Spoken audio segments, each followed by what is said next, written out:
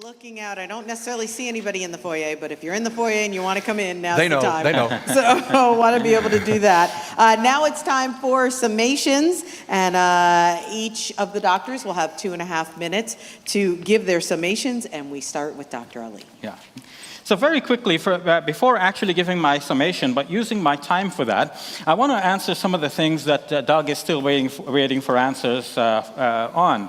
One is, does the Quran actually say that Muslims need to believe in the Torah and the Gospel as they are now? The answer to that is no. Some people that advance that claim, but recently Sidney Griffith and some other scholars have clearly come out and said that the Quran's position regarding the previous scriptures is that the Quran sees itself as a corrector of the previous scriptures, that there were mistakes and errors from the Quranic point of view, and the Quran is giving us what is correct. In the second chapter of the Quran, the 79th verse, the Quran says, فَوَيْلُ لِلَّذِينَ يَكْتُبُونَ الْكِتَابَ بِأَيْدِيهِمْ ثُمَّ يَقُولُونَ هَذَا مِنْ عِنْدِ اللَّهِ لِيَشْتَرُوا بِهِ ثَمَنًا قَلِيلًا. Woe to those who write the scriptures with their own hands and then say it is from God in order to profit by it, thereby a little. So I do not take it that the Quran acknowledges the validity of the previous scriptures in total, but that the Quran is saying it has some previous knowledge and revelation which came from God, but we have to be careful in how we use it. Notice that Doug actually admitted that Jesus did not have all knowledge when he was here on earth. Now this is highly problematic because it would mean that not only Jesus can do this, but the Father and the Holy Spirit, they could all abandon their knowledge. But how do you abandon your knowledge? How do you forget something that you actually know, even as human beings?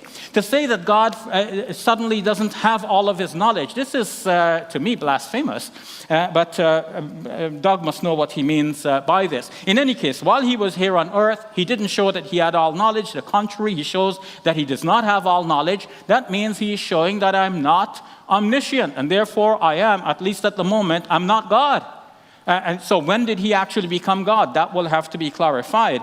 Now, Doug refers to Bart Ehrman. I don't quote Bart Ehrman. One of the reasons is that I don't believe in everything he says. And I think he's mistaken if he means by divine the ultimate God, when he says that in Mark also Jesus is divine. But if you mean that Jesus is in the hierarchy of divine beings, higher than human beings, well then I don't dispute that. But as John Bowden has pointed out, what we saw the other Gospels doing after Mark must have done with his sources as well. Thank you all very much.